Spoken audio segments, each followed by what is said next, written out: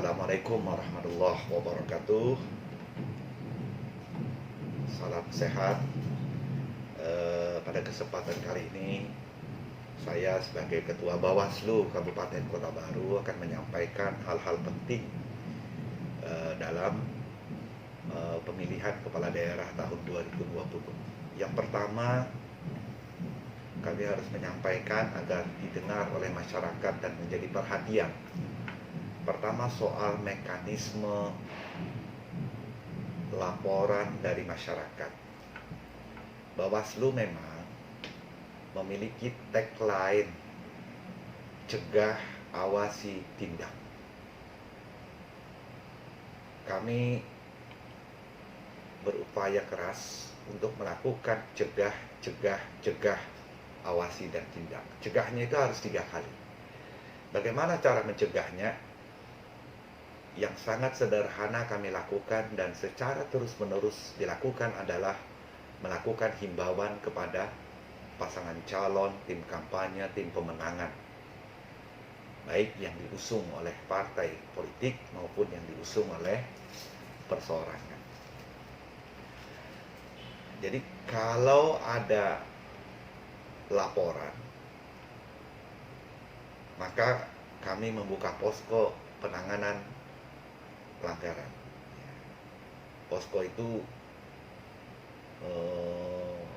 ada di tingkat kabupaten, di tingkat kecamatan, bahkan di tingkat desa.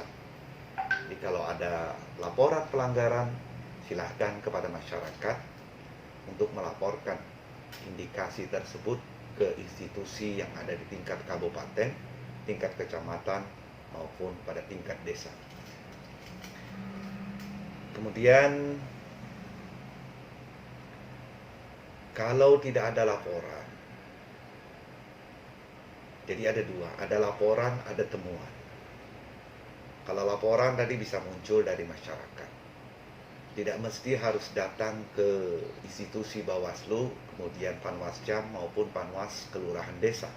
Dia bisa saja melaporkan lewat media sosial, melalui WhatsApp, atau ada di Facebook. Dan itu kami anggap sebagai informasi awal, di mana Bawaslu akan melakukan penelusuran terhadap informasi awal tersebut. Nah itu, kemudian jadi ada laporan, ada temuan, ada informasi awal. Kalau temuan, itu adalah hasil pengawasan yang dilakukan oleh Bawaslu tingkat kabupaten, kemudian Panwascam dan Panwas Kelurahan Desa pada saat berlangsungnya kegiatan, misalnya dalam kampanye, maka Bawaslu Kabupaten dan Panwas Kecamatan serta Panwas Kelurahan Desa melakukan pengawasan secara melekat. Jika ada terjadi indikasi pelanggaran, maka itu adalah sebuah temuan yang harus dilakukan proses penanganannya. Itu yang pertama.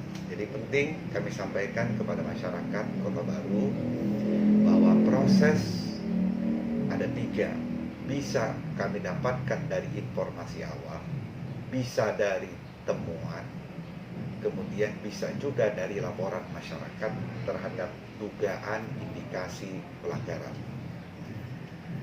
Kemudian yang kedua, menyangkut soal netralitas ASN dan kepala desa. Kami sudah melayangkan surat, dan ini kembali lagi kami melayangkan surat himbauan kepada ASN se-Kabupaten Kota Baru, kemudian termasuk juga institusi yang dilarang melakukan kampanye secara praktis atau politik praktis, anggota TNI, anggota Polri, dan juga kepala desa untuk terlibat secara langsung pada saat kegiatan kampanye. Jadi kalau ASN, kepala desa, ingin menyaksikan kampanye, itu boleh.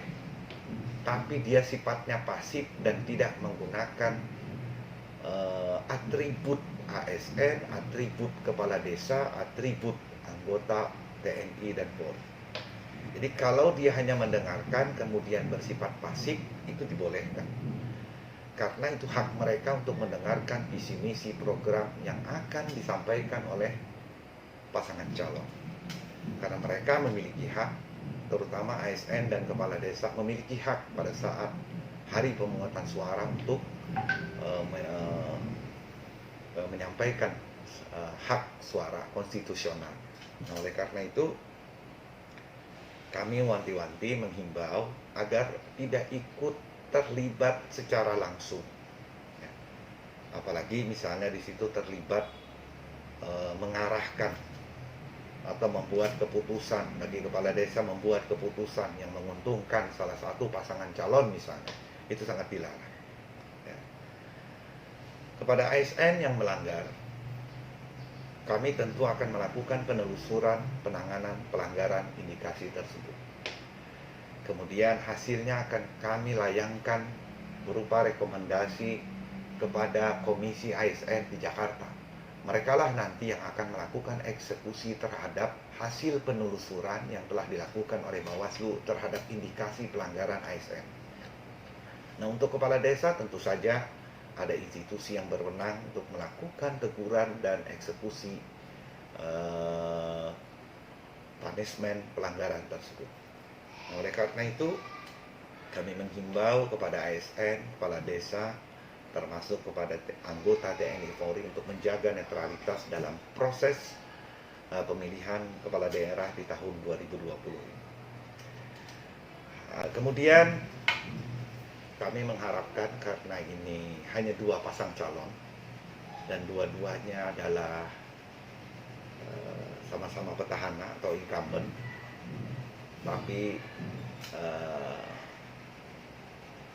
mencalonkan diri lewat perahu yang berbeda. Ada satu koalisi didukung oleh koalisi partai, ada yang didukung calon perseorangan, tapi dua-duanya kita kenal. Oleh karena itu kami mengharapkan agar pilkada kali ini dilaksanakan jujur, adil, dan bermartabat, terutama kepada pasangan calon tidak menggunakan politik uang. Nah, ini penting kami sampaikan karena ada sanksi yang menunggu bagi mereka yang melakukan itu. Memang saya harus menjelaskan secara detail bahwa tidak semua biaya yang dikeluarkan oleh pasangan calon itu disebut sebagai politik uang. Tapi ada yang disebut dengan kos politik.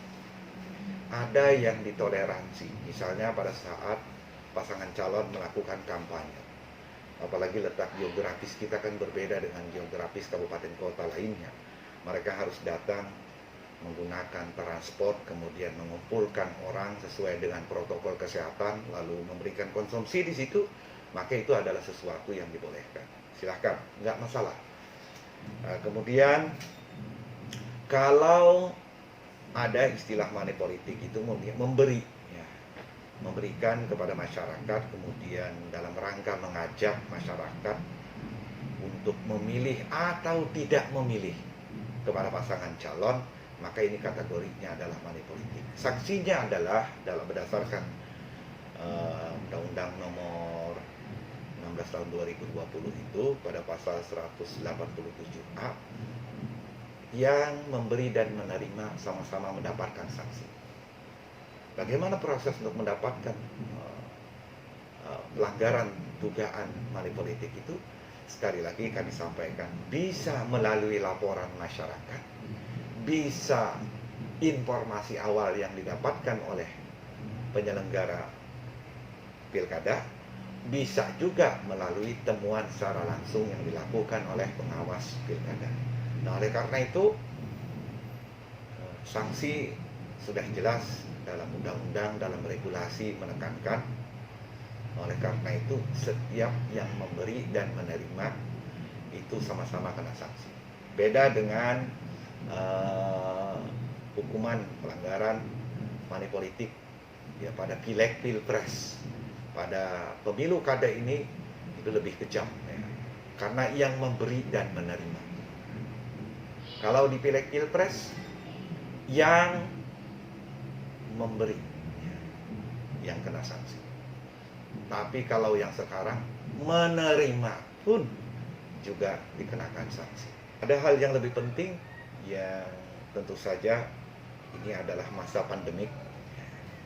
kita sudah dibatasi dalam proses melakukan kampanye. Pertama, jaga protokol kesehatan. Penting dilakukan bagi pasangan calon untuk pada saat kampanye sesuai dengan jadwal untuk mendaftarkan kampanyenya atau STTP, membuat STTP di kepolisian. Di situ ada beberapa ketentuan yang harus diindahkan oleh mereka. KPU sudah membuat aturan pembatasan terhadap pelaksanaan kampanye, yaitu kalau kampanye dialogis kepada masyarakat itu dibatasi 50 orang. Jadi tidak boleh lebih. Kalau lebih, maka Bawaslu berwenang untuk memberikan rekomendasi kepada pasangan calon untuk mengikuti aturan main. Apabila dalam 1 jam mereka tidak mengikuti aturan main itu, Bawaslu berkoordinasi dengan TNI Polri untuk membubarkan acara kampanye tersebut. Jadi protokol kesehatan perlu diperhatikan oleh mereka. Gunakan masker, hand sanitizer, kemudian social distancing, jaga jarak. Itu penting. Dalam rangka apa? Bawaslu bersama-sama dengan aparatur pengamanan dalam rangka mengantisipasi melonjaknya COVID-19 yang sangat menghantui dalam proses pemilihan kepala daerah di tahun 2020 ini. Oleh karena itu, 3 poin penting ini kami sampaikan kepada masyarakat agar menjadi perhatian. Demikian, Assalamualaikum warahmatullahi wabarakatuh.